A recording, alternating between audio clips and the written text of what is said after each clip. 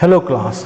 Now from today we have to start your new chapter what is called digestion and absorption.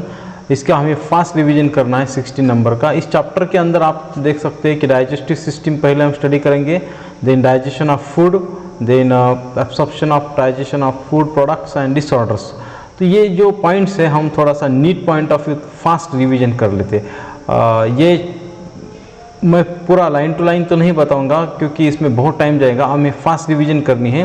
तो हम चलिए हम इसके fast कुछ पॉइंट्स डिस्कस कर लेते हैं, ठीक है। तो जो डाइजेस्टिव सिस्टम है सब लोगों को पता है। सो ह्यूमन डाइजेस्टिव सिस्टम कैसे complete, okay. So this elementary canal complete start from mouth and ends with anus. तो ये माउथ से स्टार्ट होती है और एनस तक एंड होती है, ठीक है।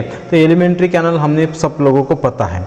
तो इस एलिमेंट्री कैनल जो माउथ होता है, तो माउथ के अंदर सबसे पहले तो जो टीथ का स्ट्रक्चर आता है, पर उसके पहले हम देखते हैं डाइजेशन का मतलब क्या है और न्यूट्रिएंट्स हम क्या क्या लेते हैं। तो डाइजेशन सब लोगों को पता है, complex food material when convert into simple form and then we digestion absorb, okay. So here this nutrient may be organic and inorganic. जो हम डाइजेशन लेते हैं उसके अंदर जो न्यूट्रिएंट्स होते हैं दिस मे बी ऑर्गेनिक और इनऑर्गेनिक होते हैं, ठीक है। ऑर्गेनिक जो होती है न्यूट्रिएंट्स दैट कंटेन कार्बोहाइड्रेट, ठीक है, lipid, proteins, vitamins, okay. And inorganic में क्या रहता है, मिनरल्स एंड वाटर। मतलब ये सब लोगों का पता है। समझो अगर हम इंडियन थाली जो रोज़ खाते हैं तो इसके अंदर चपाती है, तो चपाती के अंदर कार्बोहाइड्रेट रहेंगे, ठीक है। जो हम दाल वगैरह है इसके अंदर प्रोटीन रहते हैं, मिल्क वगैरह है, ठीक है, पानी होता है तो इसके अंदर मिनरल्स होते हैं, वाटर। ये सब लोगों को जनरल बैलेंस डाइट पता है। तो carbohydrate, okay, sugar, lipids, fat, protein, macro nutrients, okay. और this are also called proximate principles of food. यहाँ इंपॉर्टेंट याद रखो कि carbohydrate proximate principle of food because this constitute the energy source of the production. मतलब ये proximate सबसे important क्यों है ये carbohydrate, because they provide us energy source, okay. These are the energy source for the production of heat and different organic functions. ये सब लोगों को पता है। और जो मिनरल्स होते हैं, then minerals, vitamins and water are micro nutrients. तो इन्हें हम माइक्रो बोल सकते हैं क्योंकि ये ट्रेस अमाउंट में लगते हैं। And protective principles of food. देखो मिनरल, विटामिन, वाटर को हम प्रोटेक्टिव कहेंगे because although these do not provide energy, इससे हमें एनर्जी तो नहीं मिलती, it their deficiency related to specific abnormality. मतलब इसकी अगर कमी हो शरीर के अंदर तो कुछ डिसऑर्डर्स होते हैं, डेफिशिएंसी आ जाते हैं, जैसे कि विटामिन डेफिशिएंसी, बेरी आती है वगैरह, हम बाद में डिस्कस करेंगे, ठीक है। About 21 minerals that is sodium, potassium, calcium, ठीक है, सल्फर, फास्फोरस, मैग्नीशियम, क्लोराइन और macro elements are known as to be essential for human nutrition. They are required 100 milligram per day. तो यहाँ पे एक इम्पॉर्टेंट IMP नोट कर लो कि जो 21 मिनरल्स होते हैं उसके अंदर सोडियम जिसको हम बोलते हैं Na, पोटेशियम के, कैलियम, कैल्शियम, ठीक है, sulphur, phosphorus P, okay, magnesium, chlorine, इनको हम बोल सकते हैं macro elements and there needs 100 milligram per day. तो यहाँ पे MCQ याद रखो, पर डे हमें कितने लगते हैं, 100 मिलीग्राम, ठीक है। एंड देन ट्रेस एलिमेंट्स और micro elements, for example Fe जिसको हम बोलते हैं iron, ferrous, iodine, okay, zinc, जेडियन, manganese, cobalt, copper, okay, molybdenum. So these are required very small amounts, that's why they are called trace element or micro element, okay. Altogether 20 vitamins are thought to be required in small amount in human nutrition. तो हमें altogether अगर हम देखेंगे तो 20 vitamin तो लगते ही है, okay, nutrition के लिए। सो this is the general. Now हमें पता है कि डाइजेशन अगर माउथ से स्टार्ट होता है तो टीथ सबसे इंपॉर्टेंट आते हैं। तो टाइप्स ऑफ टीथ सब लोगों को पता होनी चाहिए, ठीक है। तो ये जो टीथ आपको दिखाई देते हैं, इसका जो डायग्राम, तो टीथ सबसे इंपॉर्टेंट कौन सा एक टाइप है इसका, thecodont. Thecodont is a part of teeth present in bony socket. देखो ये जो टीथ है जो बोनी सॉकेट के अंदर ऐसे फिट होते हैं, इस तरह से अंदर इतना पार्ट उसका फिट रहता है, ये part, okay. So this is called as an thecodontic, okay. and this part is also called alveoli. Okay, then hetero का मतलब different sizes and shapes of teeth are called heterodonts. तो ये अलग अलग तरह के दांत होते हैं, जैसे कि यहाँ पे इसका शेप अलग है, इसका अलग है, इसका अलग है. Okay, so heterodont. So teeth are then this present in upper and lower jaws. तो दोनों जॉ के ऊपर होते हैं, upper jaw and lower jaw. तो ये जो टाइप्स है इसके हेटेरोडोंट के, तो इंसेसर, तो सबसे जो सामने वाले जो दांत होते हैं जिसको हम बोलते हैं इंसेसर, हाँ, this are useful for cutting and has single root. देखो यहाँ आप देख सकते हो कि ये जो इंसेसर है ये कटिंग के काम आते हैं और इसको एक सिंगल रूट होता है इसे. ओके, देन कैनी जो इसके बाद का आता है, जो उसको मराठी में हम बोलते हैं सुरा दांत, canine. This is for tearing and has single root. ये भी जैसे कि कुछ कार्निवोर्स में ये बहुत शार्प रहती है ये canine. Then next to this premolar. Canine के बाद कौन से है ये प्रीमोलर, ज्याला आपण मराठीत उपदाढ म्हणतो, प्रीमोलर. अपर रूट्स, तो यहाँ आप देख सकते हैं कि इनको ऐसे 2 रूट्स रहेंगे जॉ सॉकेट के अंदर. ठीक है.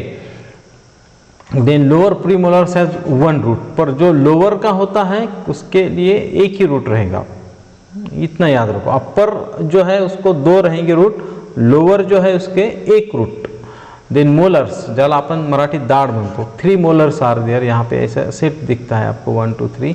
Okay, this is for chewing. सबसे इंपॉर्टेंट चिविंग का काम यही करते हैं molars. Upper molars have 3 roots and lower molars have again 2. मतलब ये थोड़ा देखो कि ऊपर 3 है, नीचे के लिए 2 है, ताकि वो फिटिंग रहे. Then canine is well develop in carnivores, जैसे टाइगर, लायन, शार्प. ये जो कार्निवोर्स होते हैं इनके अंदर जो केनी होती है ऐसे बहुत शार्प होते हैं. आपने देखे होंगे, डॉगी के भी देखे होंगे. इन रैबिट केनीज आर अपसेंट. देखो रैबिट के जैसे ये कार्निवोरस नहीं है, हर्बिवोरस है, तो इसके अंदर केनीज अपसेंट है. And this space is called diastema. तो इस जो जगह होती है खाली, तो उस जगह को हम क्या बोलते हैं, डायस्टेमा. मतलब केनी जहाँ नहीं होते उस जगह को हम क्या कहेंगे, डायस्टेमा. तो ये जो डायग्राम है आप सब लोगों को पता है कि ये सामने की incisor, canine, premolar and molars. Okay, and then diphyodont. Di means 2. Teeth upper twice in appear twice in life. मतलब हमारे जिंदगी में 2 दांत आते हैं, एक मिल्क और एक परमानेंट. तो ये सब लोगों को पता है. तो जो मिल्क टीथ है, so this is deciduous teeth, lacteal teeth, ज्याला आपण दूधाचे दात म्हणते. मतलब बच्चा जब दूध पीता है तब निकलते हैं. And then they replace by permanent and they remain throughout the life. Permanent रहते. ठीक है. And this classification again teeth according to this position. अब ये बहुत इंपॉर्टेंट है, इसके ऊपर एमसीक्यू रहता है. Acrodont. Acrodont means teeth arise from jaw bones. For example reptile, amphibia and fishes. Jaw bone से ही डायरेक्ट आते हैं, तो जिसको हम बोलते हैं एक्रोडंट. देखो यहाँ पे समझो ये जॉ बोन है और इससे डायरेक्ट टीथ बाहर आ गया, तो इसको हम बोलेंगे एक्रोडंट. तो जैसे कि रेप्टाइल, मगरमच्छ है. तो मगरमच्छ अगर आपने देखा होगा तो इसके डायग्राम के अंदर, तो ये इस तरह से हम इसको डायरेक्ट ऐसे ड्रॉ करते हैं ना, तो आपने देखा होगा मगरमच्छ के.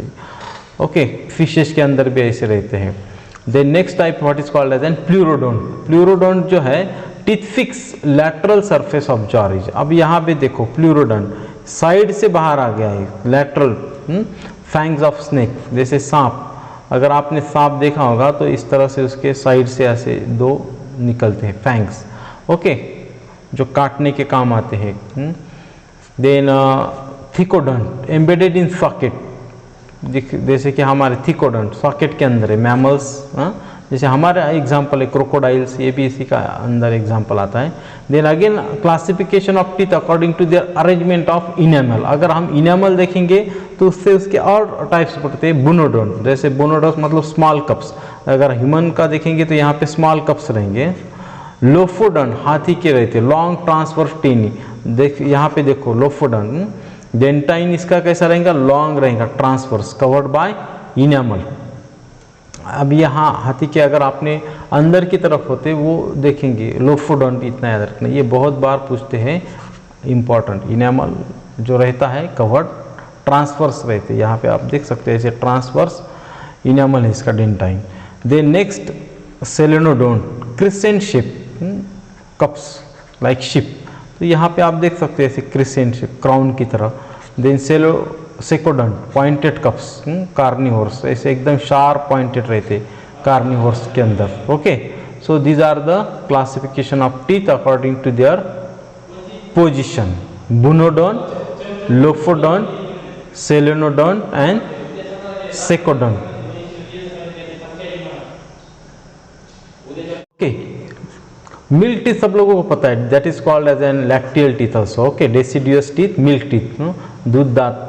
दे next permanent teeth remains throughout the life, मतलब जिंदगी भर रहते परमानेंट, ये सब लोगों को पता है। अब यहाँ पे जो टीथ है, classification of teeth according to the position, this is very important NEET point of view. Acrodont, acrodont teeth means the teeth arise from jaw bones, direct jaw से अगर अराइज होता है, देखो ये जॉ बोन है समझो ये, तो यहाँ से डायरेक्ट अगर अराइज होता है तो that is called acrodont teeth. Okay, for example reptile, amphibians, fishes, तो रेप्टाइल्स के अंदर ये से एक्रोडोंट होते हैं, तो ये आईएमपी याद रखो, ये सब कुछ आईएमपी इंपॉर्टेंट हॉट्स में आते हैं कभी कभी, जैसे कि बहुत बार पूछते हैं। Then pleurodont, teeth fix in lateral surface, जैसे कि साइड में अगर फंसते हैं जॉ के, so that is called as an pleuro, lateral याद रखना।